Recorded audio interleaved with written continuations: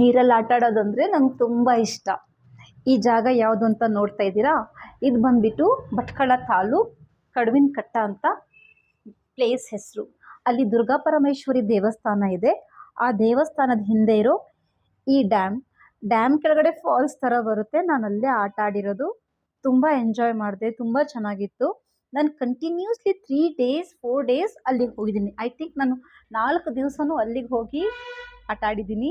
ಬೀಚಿಗೆ ಹೋಗೋದು, ಬೀಚಲ್ಲಿ ಆಟ ಆಡೋದು, ಆಮೇಲೆ ಇಲ್ಲಿ ಬಂದು ಸ್ನಾನ ಮಾಡ್ಕೊಂಡು ಮನೆಗೆ ಹೋಗೋದು.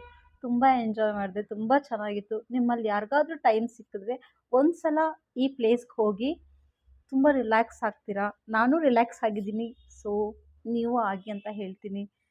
ಕೆಲಸ ಟೆನ್ಷನ್ಸ್ ಅದು ಯಾವಾಗಲೂ ಲೈಫಲ್ಲಿ ಇದ್ದಿದ್ದೆ. ಮನ್ಸಿಗೆ ನೆಮ್ಮದಿನೂ ಮುಖ್ಯ ಅಲ್ವಾ? ಹಾಗಾಗಿ ನಾನು ಹೋಗಿರೋ ಬೀಚ್ ಬಗ್ಗೆ ಡೀಟೇಲ್ಸ್ ಇನ್ನೊಂದು ವಿಡಿಯೋದಲ್ಲಿ ಹೇಳ್ತೀನಿ. ಆ ಬೀಚ್ ಕೂಡ ತುಂಬ ಚೆನ್ನಾಗಿದೆ. Okay, thank you for watching my video. Love you.